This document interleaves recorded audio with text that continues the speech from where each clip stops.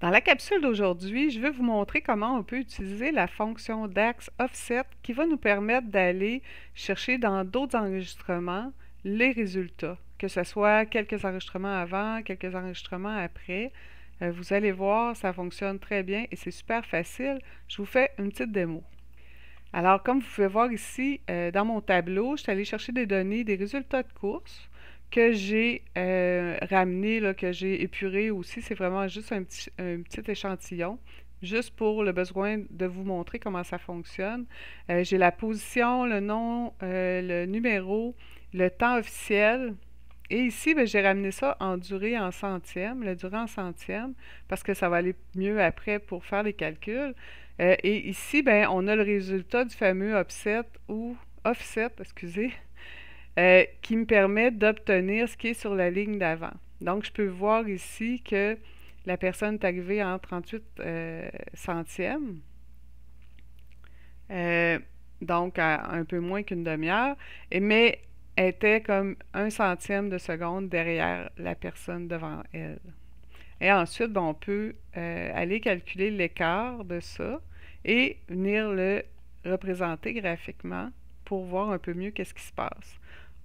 Ensuite, une fois qu'on va avoir fait ça ensemble, on peut aller voir, ajouter un peu de complexité en ajoutant la catégorie, ce qui va nous permettre, à chaque fois qu'on change de catégorie, ben, de retomber à zéro et de refaire, c'est vraiment la même chose, mais par catégorie. Alors, pour la démo, et n'oubliez pas de faire j'aime sur la vidéo si vous avez appris quelque chose, si vous avez pu le reproduire aussi, mettez-le en commentaire, ça va me faire plaisir. Alors, ici, on est à la base de ce qu'on a besoin. Première chose, on va se créer une mesure qui va contenir la durée.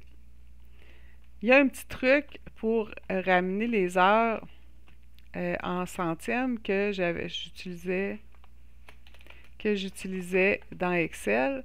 Mais pour commencer, on va aller chercher avec Selected Value là, ce qu'il y a dans Official Time.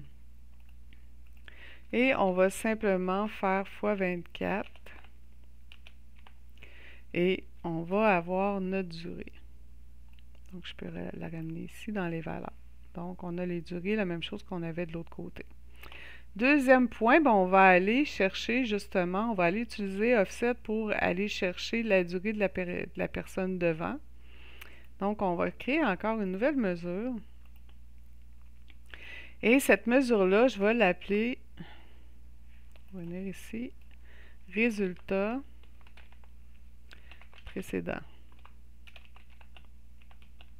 Et on va utiliser pour ça notre bon vieux Calculate et la mesure qu'on vient de créer qui était durée.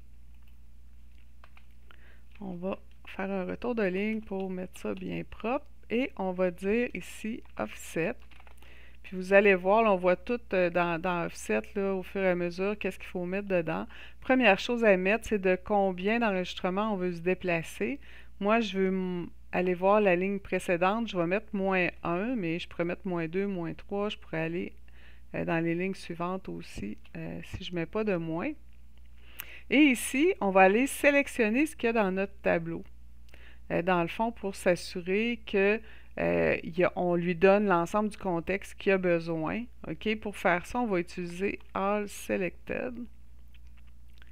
Et dans le All Selected, ben, on va mettre, on a le numéro, on a le nom, on a la position, puis on a le Official Time. Je n'ai pas mis en ordre, mais à ce niveau-là, c'est pas grave.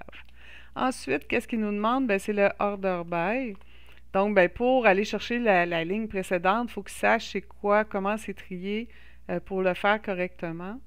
Donc, le Order By ici, on va le faire sur la position. Donc, j'ai mon résultat position. On va faire ascendant. Ici qu'on va venir le mettre.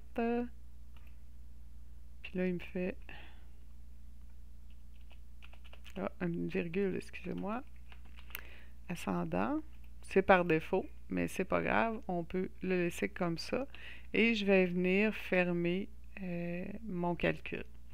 Je fais Enter là-dessus et je vais venir ajouter mon résultat tout de suite à côté. Vous voyez, j'ai déjà ma bonne valeur. Après, ben, c'est super facile là, de venir comme calculer l'écart entre les deux. OK, nouvelle mesure. Je vais l'appeler écart. Puis j'ai duré moins précédent. Résultat précédent. Il n'est pas écrit de la même façon, ça fait que ça aide pas. C'est ça quand on fait des copier-coller. Donc, mon écart ici. Et je pourrais après aller appliquer voyons, la mise en forme conditionnelle. Par contre, vous voyez ici que j'ai un petit problème. Ici, comme il n'y avait pas de résultat précédent, ben, il vient me mettre un 0,37, mais c'est pas vrai. En fait, ça devrait être 0 parce que la personne a 0 écart avec elle-même. J'ai ici fait... Je vais le copier direct pour ne pas passer trop de temps là-dessus. Dans le fond, je regarde si le résultat précédent est vide. Ben, on va mettre 0, puis sinon, on va faire la durée moins résultat précédent. Donc, vous voyez ici que l'écart pour lui est à 0. Puis, on pourra après aller facilement. Mise en forme conditionnelle, barre de données. On va lui mettre une couleur comme ça. OK. Et vous voyez, j'ai le même résultat que ce que je vous ai montré au départ. Vous voyez, ça n'a pas été trop difficile. En passant, lorsqu'on est dans ici, si je n'avais pas mis la position, il ne voudrait pas que je fasse le order by dessus. Donc, c'est important de tout mettre. Si j'enlevais, par exemple, le numéro, ça ne fonctionne plus. Donc, ce qui est dans notre tableau, ce qu'on a besoin pour comme contexte, il faut vraiment le mettre au complet. OK? Maintenant, on parlait tantôt de venir ajouter à ça la catégorie. Je vais dupliquer ma page et on va enlever nos mesures qu'on vient de créer, sauf la durée. Et on va venir ajouter ici la catégorie. Comme ça. Et là, je vais enlever ma durée juste pour être certaine. Puis je vais descendre dans mes niveaux. Tout. Voilà. Donc, je vais pouvoir amener ma durée ici. Voilà. Puis je vais refaire, là, je pourrais partir. En fait, ce que je vais faire, je vais aller ici, je vais aller chercher ce qu'on a fait avant. Puis on va s'en créer un nouveau pour ajouter la catégorie. Donc, appelons-le comme ça.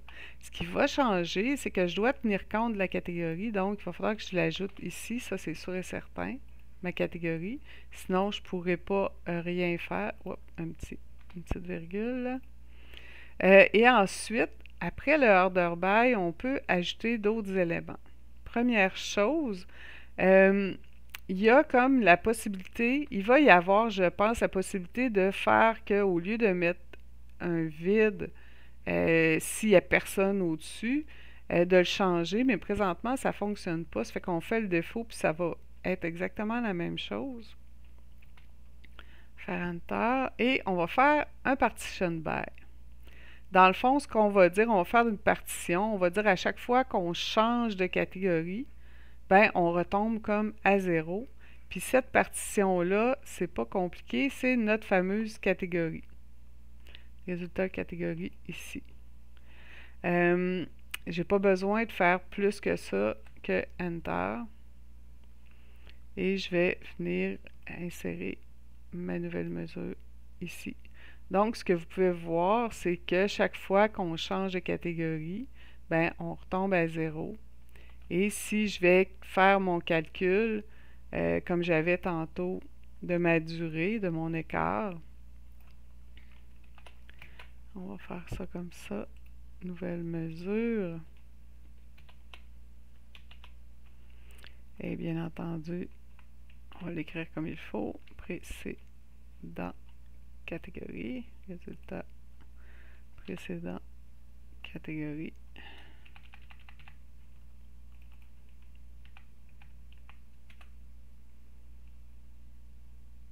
Et je peux ramener mon écart ici.